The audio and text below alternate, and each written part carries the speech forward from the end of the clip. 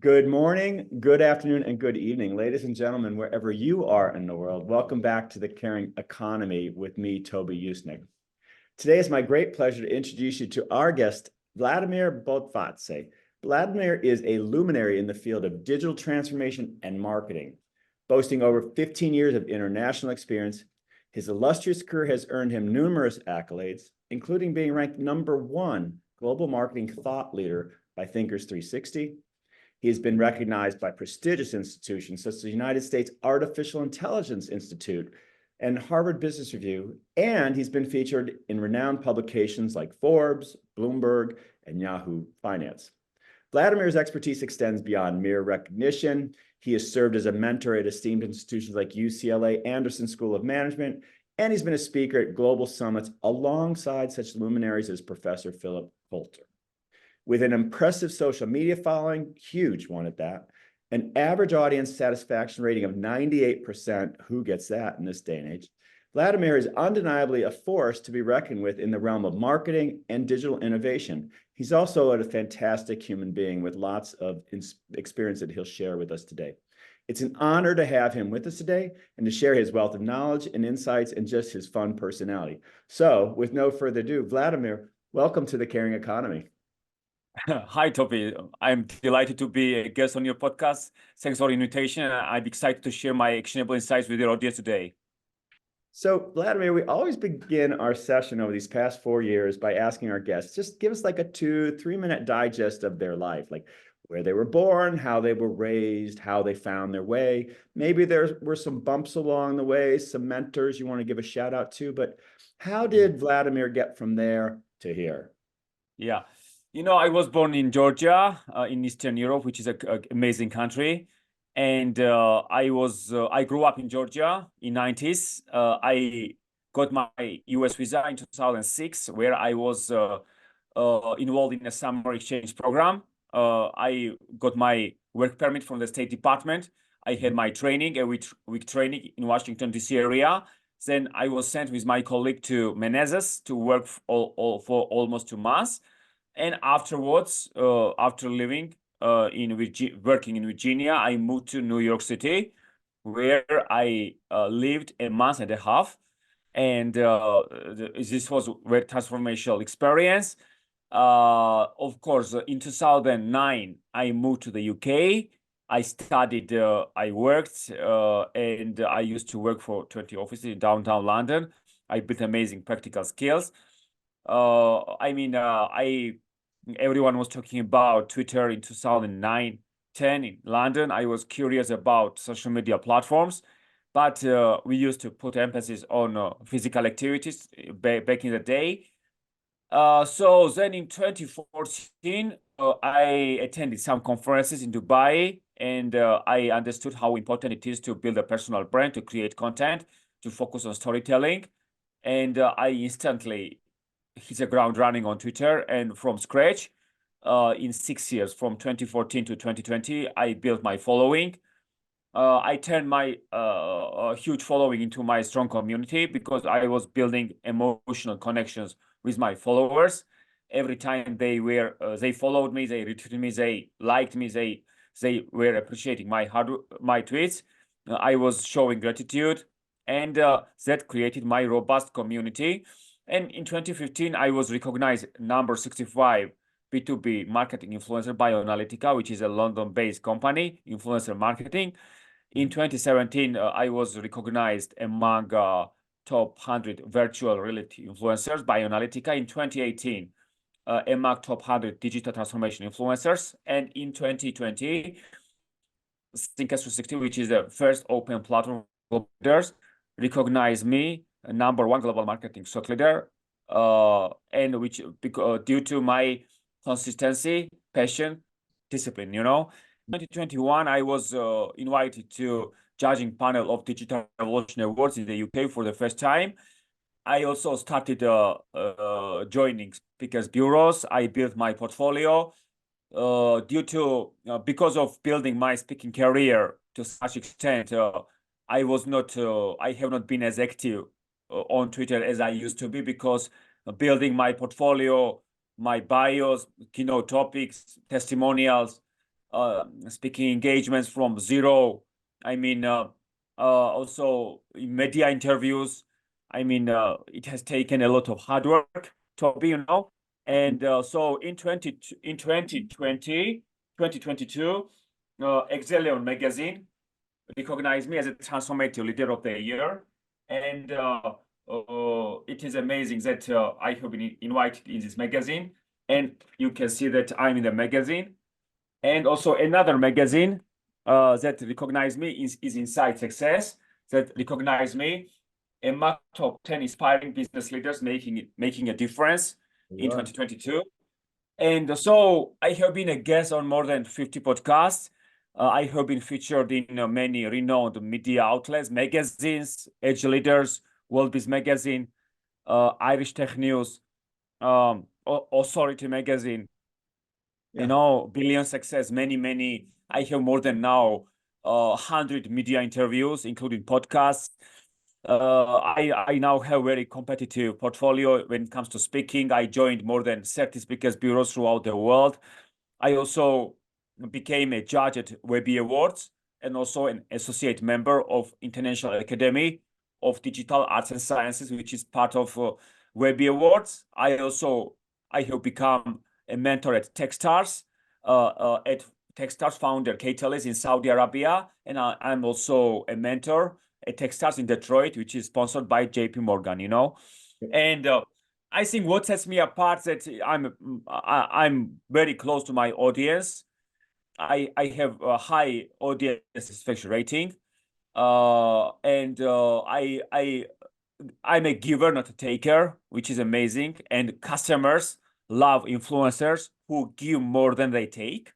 Yeah. And so what was the mission of my community on Twitter, right? We were exploring the future of marketing together, you know. So Let me come back to that, because right now I want to go back before we can get to your awesome community, which I really am curious to learn about. I want to go back to, there you are, this kid growing up in Georgia. Like, tell us more. Like, were you privileged and elite that you had the ability to go to the United States, or do you just hardworking? Did you have a teacher who said, go for it? Or your parents said, you're the one? I mean, you don't just go from there to here like that. So fill us in a little bit. You know, I was a dreamer in childhood, you know, because, you know, I was a dreamer. My parents supported me as much as they could.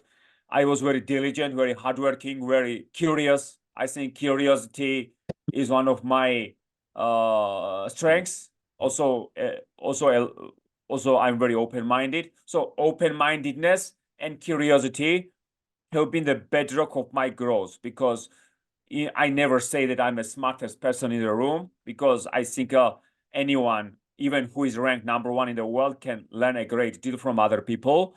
And I think this approach that I can learn a great deal from other people, considering that YouTube is my university, and I no longer need to read like a 600 pages book, because it is all about being information smart, not book smart, you know, because everything. That's right. So, but then, so there you are, this, you know, open-minded, curious kid, but still you had to go from Georgia to Manassas, Virginia. Was there a teacher, a scholarship program, something you found online? Like, how? It was a work and travel. It was a work and travel program, you know, summer exchange program, work and travel program. And so I got my visa, you know, because I was learning English in Tbilisi, Georgia. And I got my visa. I moved to Washington, D.C. I had a week training in Silver Spring in Washington, on the outskirts of D.C., you know. And I was very impressed by Washington, D.C., which was I mean, just imagine that 18-year-old kid from Georgia is in Washington, D.C. for the first time, you know. I mean, it was a life-changing experience for me, and I made lifelong friends. I met some of the most friendliest people throughout my life in Washington, D.C., because people opened the doors, we exchanged experiences. I was very optimistic about the future. I expanded my horizons and widened my wings in many ways. So I'm very grateful to the United States, Washington, D.C., this summer exchange program that allowed me to dive deep into the American culture, gain experience. I'm now high man of the totem pole. I'm a mover and shaker. But when I embarked on my journey in Washington, D.C., I was a new kid on the block. So I I think love it. they say that big oaks grow from small acorns. So if you are oriented on long-term growth, then you can achieve so much. Amazing. I love that story, and thank you for expanding a little bit more. I'm going to ask you one more question about background and your transition, and then Yeah, we'll talk about your community and other things. yeah. So Georgia, the country, not the state. Now's our chance to sort of what we say myth bust, or like help people understand what Georgia is, the country, and what it's not. So Yeah. what are there any funny or painful or interesting stories you talk about how you're constantly the ambassador, informal ambassador for your country, because Americans don't necessarily know or understand what it is? So how do you continue to reconcile your reality with those who don't necessarily know Georgia? Well, of course, so many people think that it is a state, not a country, Right. because they are not aware. Many people are not aware of the country of Georgia, but it is a legendary country.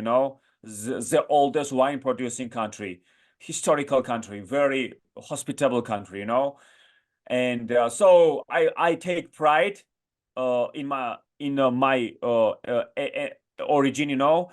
Sure. And my parents, my father is a renowned professor in Georgia. He's the author of more than 20 books. Very diligent, very hardworking, very long-term thinker. Very dexterous. And so success is not accidental. And of course, I was grown. My father was instrumental in my growth, and also my mother, because they sacrificed so much for my transformation, for my growth, for my advancement. Mhm. And they supported me as much as they could. Also, I will support my kids also when I have my family. But they are exemplary parents in many ways, Mhm. because they have always thought about me. They supported me. They played a big role in my success. And so I think a good father is worth more than 100 schoolmasters, right? Absolutely.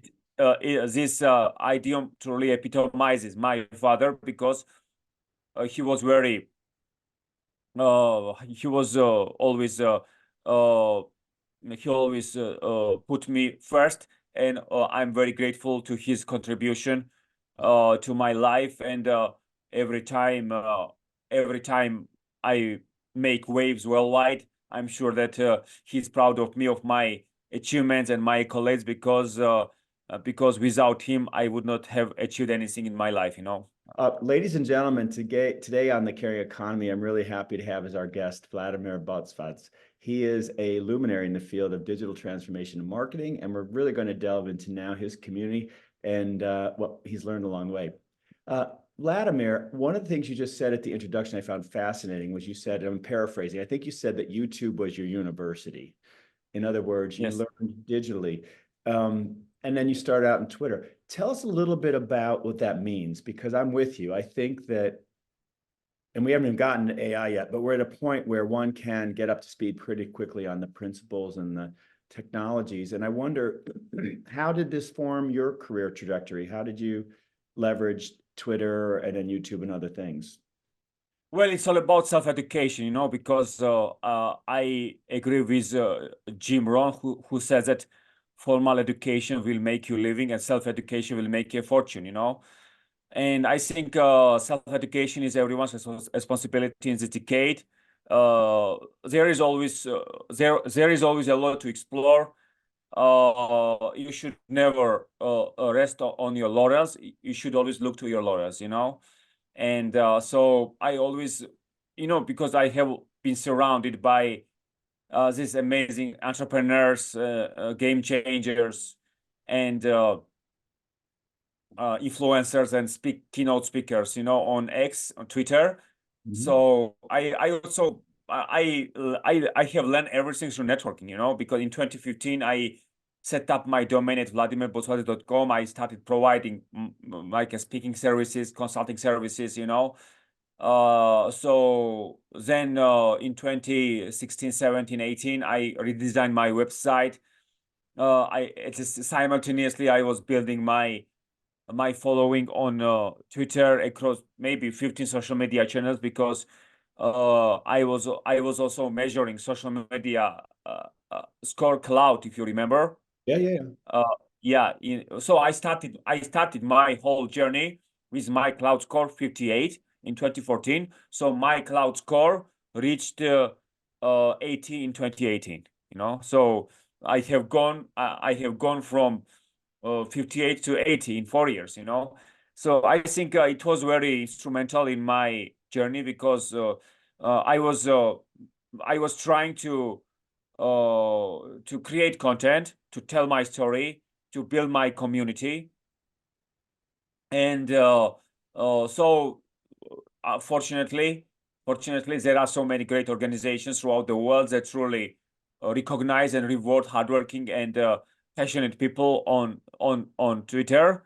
And so many people truly made breakthrough and gain momentum because of the social media network. So I think the interesting thing about social media is that the power has shifted dramatically from big media companies, big organizations, advertising agencies, newspapers, to people. Because what is social media, right? It is a two-way communication to a platform. And so it is the first time in the history of marketing communication where consumers have a voice and reaction. So it's all about humanizing your brand. It's all about building direct relationships with your consumers. And that 52% of companies have disappeared on a Fortune 500 list. Why? Because they disregarded and neglected the fourth industrial revolution, social media. They were very far from consumers. They were boardroom centric, not consumer centric. And as for example, what happened to Blockbuster, right? Because they did not buy Netflix for $50 million, and they were boardroom centric, not consumer centric. But I wonder, I think I agree with you. I think that people like me who've been in communications for 30 or more years, we were the brand, what should I say, the brand defenders, and then we now need to be the brand ambassadors. You really do need that dialogue, not just digitally, but even traditionally in media, like media public relations. But I wonder, for example, you start out with a big presence on Twitter, you grew it, and then the Elon Musk thing happens. What do you make of those big platforms that have such clout, but then things change, like the ownership? How have you processed the whole Twitter transition X under Musk? The problem with former executives of Twitter is that they forgot to evolve Twitter as a product. Yep. It is a problem, because so I mean it's because Instagram has never stopped evolving, right? Because it was moving forward and making progress in terms of product marketing. But Twitter was standing still for many years. But then do you port your audience over, or how are you calibrating where you spend your time and energy? Which, by the way, God bless you having a family on top of all this, because you sound like you never have time to sleep. Well, it doesn't matter. Even Twitter was standing still and it was not evolving its product. I was striking while the iron was hot, and I was creating content.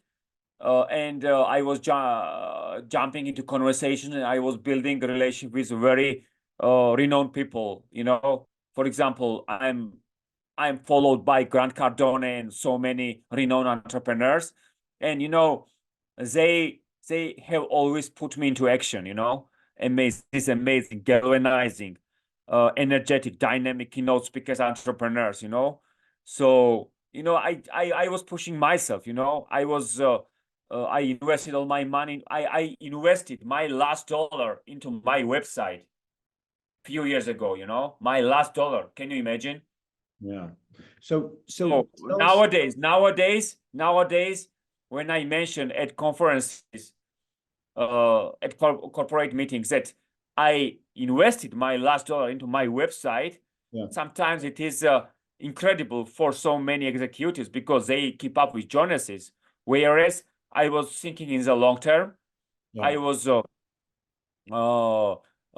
was building my community. I was oriented on long-term growth instead of short-term sales ROI, Yeah. So Vladimir, in the most basic sense, tell our audience what you do, what your service is, and then I want you to, if you would, share more about your audience because it strikes me as quite diverse, but give us a sense of, your service offering and your audience. Yeah. Thank you, Toby, for this great question. I think I providing several services such as speaking, mentoring, consulting, coaching, teaching, startup advising, So my first service is all about speaking because I have built my robust speaking business because, I started from scratch. I have been a guest on more than 50 podcasts. I have spoken at a global marketing summit where I am listed as a speaker alongside Professor Philip Kotler, and I have received a certificate of appreciation from the event organizers. So I think my speaking topics strikes the right note because my topics are relevant, cutting edge. Such as, give us a couple Yes, examples. Yeah. yes, and so I talk about personal branding because the personal brand has become the brand. Absolutely. Yes, especially in the digital age where we are in a streaming economy. We watch Netflix and we watch no ads. We listen to Spotify and we listen no ads. We watch Amazon Prime, no ads. We listen to audiobooks, no ads. Disney Plus, no ads. So consumers are willing to pay extra not to consume ads. So trust, for example, trust in businesses, advertising has declined 15 years in a row. 15 years in a row. Why? Because more than 750 million consumers have ad blockers on their mobile devices, and is around $200 billion are nowadays wasted on advertising because, as you know, leopards don't change their spots. Right. And they still continue advertising, and they think that magazine advertising works, TV commercials work, billboard advertising works. Literally, they are wasting their money, So then tell us about your audience. So you talk about people are brands now. I believe this is the case. Some people reluctantly accept that. But is your audience only people who are self-aware and want to promote their personal brands? Or do you have middle-class Midwestern housewives who follow you? Do you have Oxford professors who follow you? Your audience, give us all walks of life, from different background truly follow me, people who are renowned professors, politicians. What is it they're saying? Also, Why are they following? What are they saying? Like, I love you because, or I follow you because. You're giving them something. You're giving them hope. You're giving them because I was creating great content, Toby. I was creating great content, about self-branding. No, it's never about me. It is always about them. It is a difference, Give us because an example. I'm with you in spirit. I just want to give our audience a sense of an example. Like you gave if you posted something last week on, say, YouTube, what might it have been that would have resonated? I mean, I never share anything that is in my best interest, you know? Never. I mean, I provide value. I educate my audiences, you know, and I give away my best advice for free, whether on podcasts, in magazine interviews, at speaking at global events, wherever I contribute, I give away my best advice, you know. So when they go back home, I want my listeners, my audiences to start hitting the ground running and start building their personal brand and to directly communicate with their consumers and Sure. their subscribers and Be followers, you know. empowered to I act. think that Yep. because I think the most impressive example regarding building a personal brand is Elon Musk, because you know that Tesla does not have an advertising department, and Right. Tesla spends $0 on advertising, whereas traditional automakers burn cash on advertising and getting nothing in return. Yep. And so Tesla, Elon Musk's personal brand has powered Tesla's success. Whereas, for example, Mercedes-Benz spends $945 per car on advertising, you know? So I'm very sorry that so majority of brands still belittle and denigrate personal branding. So many executives, so many brands, but it is as clear as crystal that the personal brand has become the brand in the digital age, you know, where consumers have short attention span, and you are supposed to win attention within 3 seconds. So what is nowadays marketing, Toby? Marketing is all about winning attention and retaining attention. Absolutely. So brands that understand the importance of lifetime value and retention are the ones that are going to win in the long term, you know. So, two thoughts on that. One, I want to talk about AI, but before that, can you give us a sense? You strike me as someone who's also built your brand around empathy and understanding, and you genuinely, as I do, in a sense, you give it all away. I give a lot of advice and help people out, rich or poor, privileged or not. Yeah, but How does empathy come in? Sorry? But those people who charge every person for picking their brains, they struggle to build their personal brands, you know. They struggle because they are transactional. They are charging every person. When some people leave comments on their posts, they don't respond to them, you know. Absolutely. So social media, it's all about listening and responding. I'm not interested in talking. I'm interested in listening, you know. Yeah. So social media is a reactionary business, you know. Yeah, so you're lending the empathetic ear, active listening, and engaging with people on topics that are real to them. And then you proffer your advice, your experience, and it's admirable. I wonder then when you add in AI, which is where we are now, everything's going to be supercharged. How are you, Vladimir, how are you factoring that into your messaging and into your coaching and into your own business model even? Well, you know, I always try to improve my services, you know. I always reinvent myself, you know. I never say that, you know, I'm satisfied with what I have achieved, because it is a very competitive world.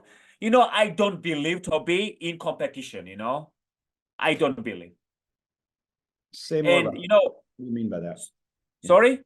Say more about that. It's an interesting statement. Yeah, because I believe that I want to be in the top 1%, not in the 99%, you know. Got it. So No if you competitors. want You to want be to the be top, above that. Yeah, got it. so if you want to be in top 1%, we should not do what the 99% of people doing, right? So we need to believe in domination, not in competition, right? So I think why I'm not working to be number 35 or number 65 or number 95, you know. I'm working to be number one and to make a positive impact on this world. I want to be you know, because you know, it is my approach that how I have spearheaded one of the fastest growing personal brands in the world on a shoestring budget, you know. I had $5,000 and I have reinvested my last dollar into my website, and at the same time I was working 16 hours a day. I was going into overdrive. I was leaving no stone unturned, and so many people followed me back.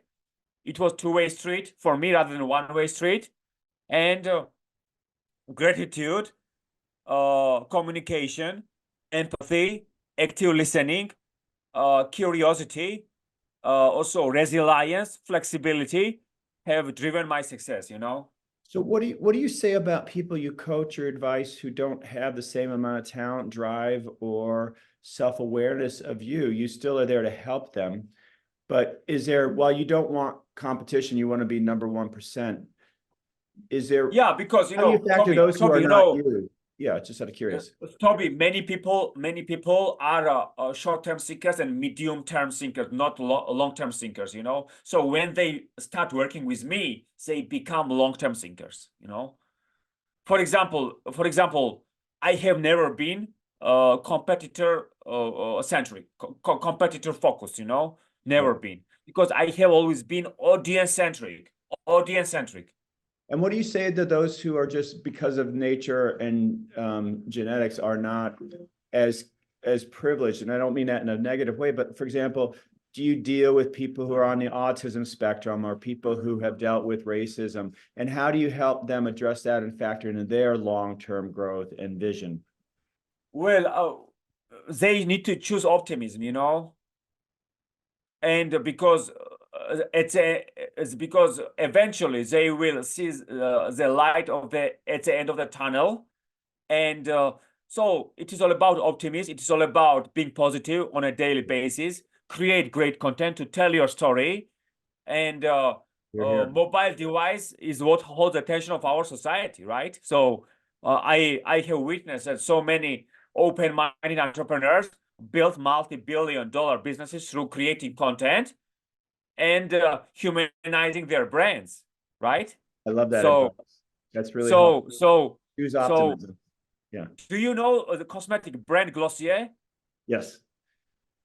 So how Emily Weiss, who is a co-founder of, she started as a blogger, you know, and she was treating blog readers as friends, and her marketing team from Instagram, Twitter, Facebook were interviewing the biggest fans for their website, you know. That is how they care about consumers in America. Word of Right? mouth. Yep. And trust. Word of mouth marketing. I love I love your energy, Vladimir, and B, I like your message that, you know, we all have our hard days, but choose optimism and try and stay focused on it for the long term. Nowadays, the most successful businesses are built on small town roads. Yes, true. And people want that more than ever. It's a reaction, I think. So final words, Vladimir, words of wisdom. You've been stellar in your career trajectory. I know it wasn't always so easy and you have your hard days, but tell us what you've gleaned in life that you haven't shared already about words of wisdom or pearls of wisdom to share with people who either want to be you when they grow up or want to be more optimistic or want to take the long view. Any pearls of wisdom you've gleaned? I think it is very important to have the feedback loop. And because leadership is not about being the best. Leadership is all about making everyone else better.